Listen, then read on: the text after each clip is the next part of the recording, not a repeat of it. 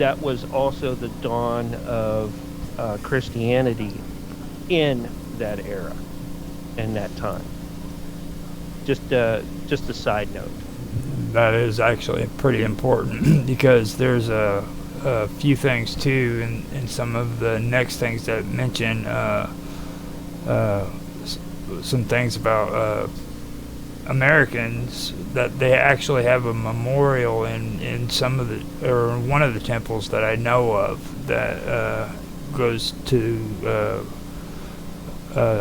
I guess American sailors or American settlers who were there, and I thought that was kind of interesting that they did that. So Yeah, the only drawback from the whole deal was the processing and the what is it, contraband sale of opium. That was the biggest drawback from them during that era with the sailing ships. Yeah. Just another side. Okay. Yeah, that the shogunate also took a step back from being, like kind of warlords to also pledging their complete allegiance to the emperor at the time too. So that made a huge difference in how people also practiced their religious beliefs as well as their social standing, where they stood socially. Yeah, and I knew that was very important in Japan too. Like that's especially with Hinduism, they kind of do that to where you're born at a social class and you don't graduate to the next level. You know what I mean? You stay where you're born. And I knew that was very important too in Japan. Like if you were born from a peasant family, you stayed a peasant for the rest of your life. You know, so that and I believe Buddhism is what actually started changing that belief system. I'm not quite sure on that entirely, but I'm pretty sure that in that region, Buddhism is what was kind of like their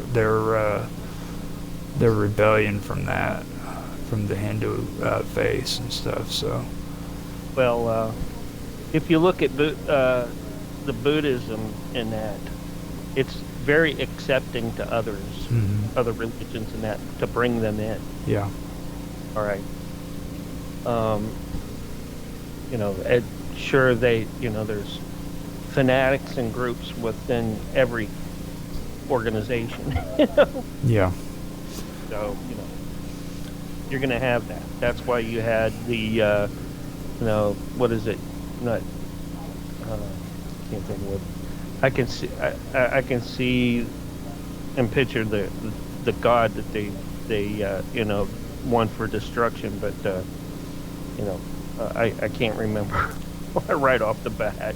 Yeah. But that god was also a phase or a being part of the of Buddha as well. All right.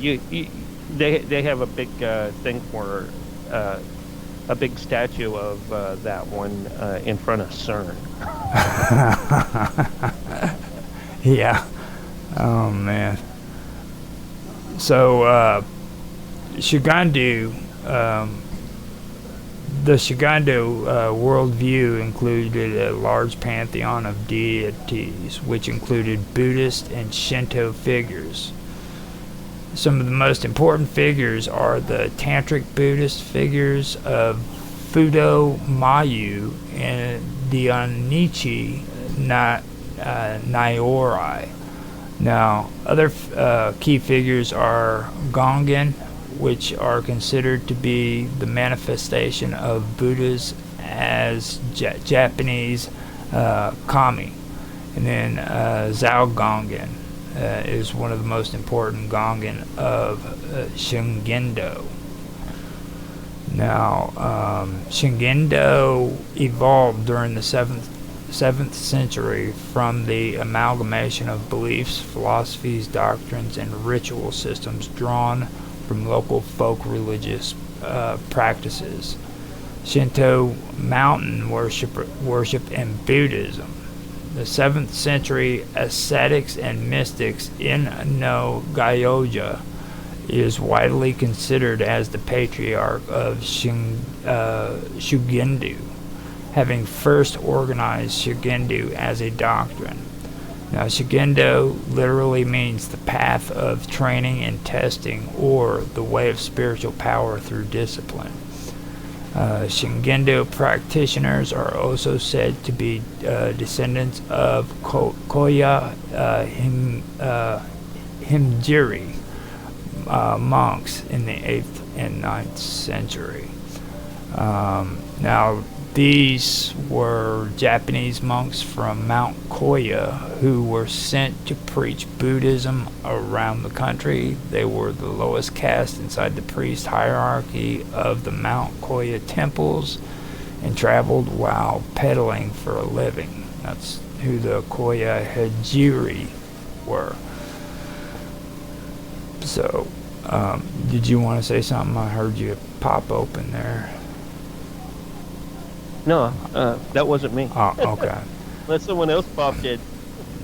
Now, what I wanted to do there is I wanted to kind of bring opening there with that, but I also wanted to get to the Nirasawa ice cave. Now, this is moving on from talking about the Shugendu, and I can get back to that later on, but I wanted to kind of make this a part of the whole Mount Fuji and kind of give you an idea of what's going on there. So with that being said, I wanted to get into the cave systems, which a lot of people don't hear about when it comes to Mount Fuji, but because of the volcanic activity that comes from Mount Fuji, it creates caverns and underneath the ground, okay, and there's like tons and tons of cavern systems down there. But the two that are most notably is one of them is Nirasawa, and that's an ice cave, and I want to bring that one up. But then there's another one that's not as much mentioned as that one, and it's called Fujiku, and that's a wind cave. So you have one cave that is an ice cave and another one that is a wind cave, and I want to kind of cover that and get that going and stuff. So I'm gonna go ahead and start reading that real quick and get going on that one. So this is the Nirasawa Ice Caves, and the Nirasawa Ice Cave is a frozen subterranean realm located in the heart of the Okagora Forest at the base of Mount Fuji that formed when nearby Mount Nagao erupted, or Nagawa erupted. Now, while you're in the area, they suggest that you check out Fujiku Wind Cave, which is nearby.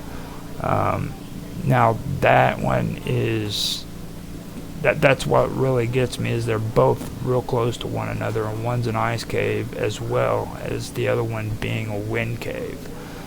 Now, that for me kind of brings out a little bit more on the whole spiritual side when it comes to Japanese, because you have one cave that is made of ice and it's freezing cold. The ice cave, now that was created after Mount Nagawa, which formed Mount Fuji's northwestern flank, erupted violently, and that happened in 864. Now, the lava hollowed out a vast underground cave. Temperatures drop steadily there as you make it down the stairs and through a dark tunnel when you go into it. Now, the ice pillars that form here grow bigger in the wintertime, and sometimes the stalactites and the stalagmites actually connect with one another. That's how cold it gets. Now, the cave temperatures hovers around 0 degrees Celsius, and I believe that would be maybe 3 degrees Fahrenheit. I'm not quite sure. I know it's right around in that area. I think there's like a 3-degree difference between Fahrenheit and 0 Celsius is 32 degrees. Is it 32? Okay. Yeah, because freezing temperature is 0 in centigrade. Okay, so it is 32 degrees in Fahrenheit. So then that's actually pretty cold, because they say that it actually stays that way in the summertime too, where when you go down there it's always cold. The cave temperature hovers right around that all year round. And it was once used to store stuff like seeds and silkworm cocoons at one time.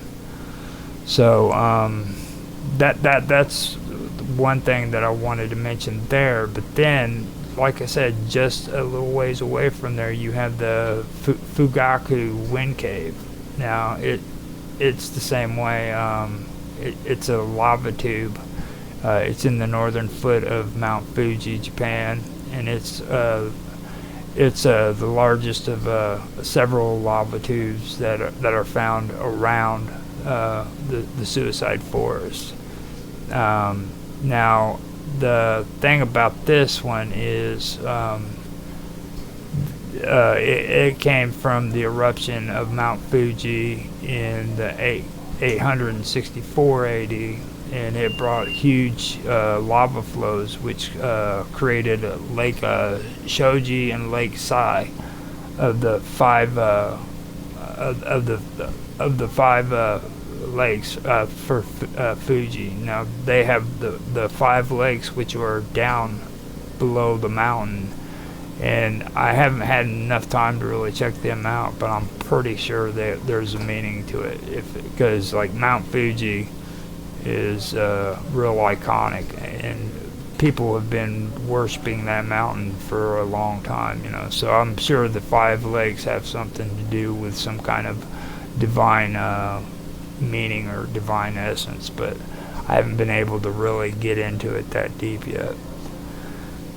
Now, by dividing Seino Umi into 2, several cinder cones, such as the Amuro and Nagao mountains, and a large flat area now called the Akagora Forest, which is the Suicide Mountain. In this, now that's basically what was happening with these lakes. They were dividing these up into 2, and that's what they're talking about. Now, in this forest can be found several lava tubes, including Narasawa Ice Caves, which I just mentioned. And then you have the Fujiku Wind Cave. And then you also have Lake Saibat Cave in Fujikawa Town. Fujikawa Guchiko. Town, and that's in the Yamanashi prefecture, and the Yamanashi prefecture is what has the forest and Mount Fuji and everything else in it. Now, all of these all of these were declared as national monuments of Japan in 1929, just so if anybody wants to know. But these, to me, it seems odd that you have one that's real close, that's made of ice, and it's extremely cold. And then as I was reading through this, I also found out about this Fujiku Wind Cave. The moss and everything grows so deep and so thick into this cave that you can't hear your echo.